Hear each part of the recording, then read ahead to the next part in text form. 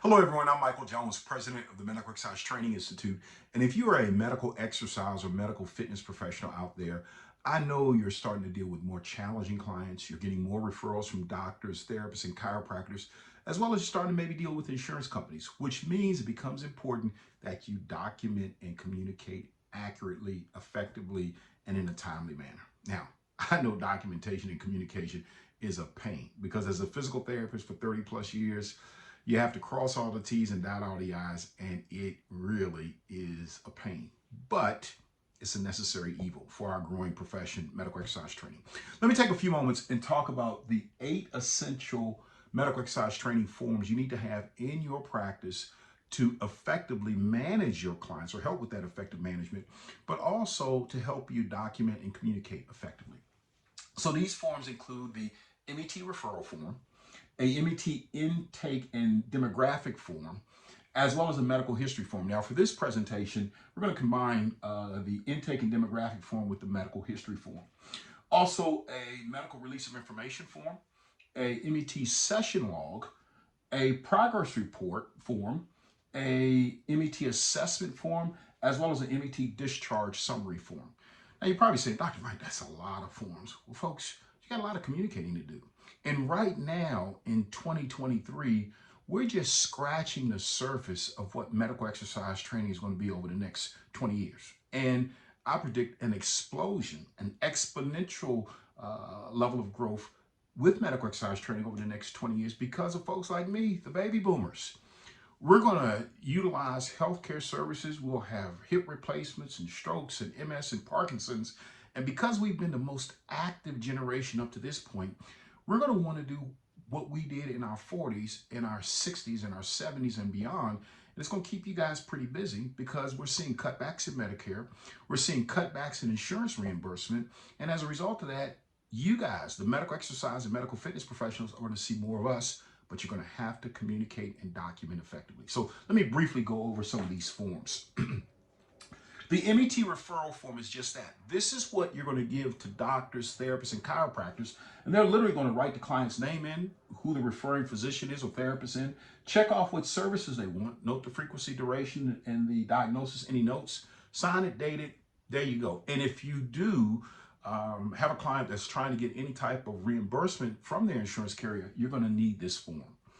Next, the MET intake demographic form, which we've now combined with our medical history form, is just that. A form where the client provides you all their demographic information, name, mailing address, phone number, email address, all that good stuff, person of contact if there's an emergency, as well as a number of medical history forms that get you started with a good medical history interview. Next, the release of information form. Now, folks, remember, the doctor, therapist, or chiropractor does not own their patient's information. They are a custodian of that information. And by law, HIPAA guidelines, they must have written permission from their patient to release information to you, the medical exercise professional. So you're going to have the client fill out this form, sign it, and then you're going to have to send this form to the doctor's office, which now gives you authorization for them to even communicate with you and provide information on the client's medical conditions.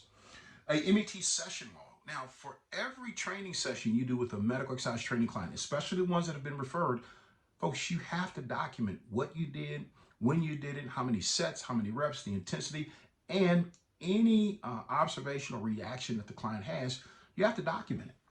Next, a progress report. Now, if you do get a referral from a doctor, therapist, or chiropractor, it's a professional courtesy as well as a professional requirement that you then send a progress report to the referral source to say, hey, Dr. Smith or therapist John or chiropractor Johnson, here's what's going on with the individual you refer to us. That sets a much higher level of professionalism for you and puts you head and shoulders above the other fitness professionals that are vying for that medical professional's referrals.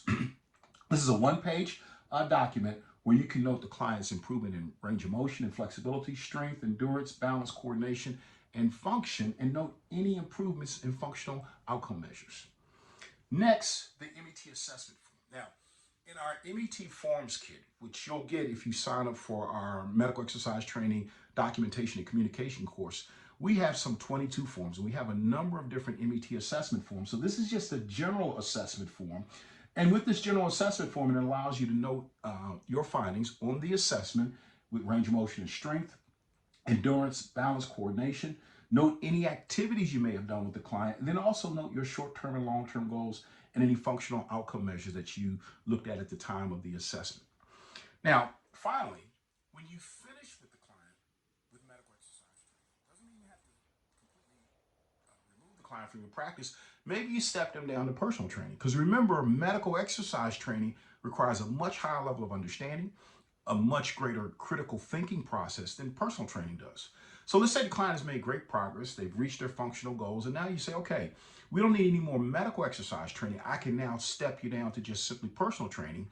Or the client's going to go off and do it on their own. They're going to now go join a health club and do the exercise program that you gave them. You're going to write a discharge summary, and this is going to go back to the client's physician, therapist, or chiropractor to say, hey, here's what we saw on the assessment. Now, X amount of weeks later, this is what we're seeing with the discharge, and the client is doing exceptionally well. So these forms become important so you can communicate your successes, the great things that you're doing with the physician, the therapist, the chiropractor, and folks, at some point, even with insurance carriers. So please, if you're looking to do more in building your practice and communicating more effectively, look at our medical exercise training documentation and communication course. You can go over to www.met.com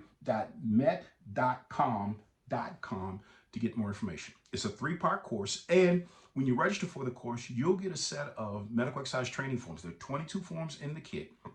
We'll give you the Word version of the form, the PDF version of the form, and we're going to customize them with your contact information on the header of each of the forms so that now you look more professional when communicating with doctors, therapists, and chiropractors.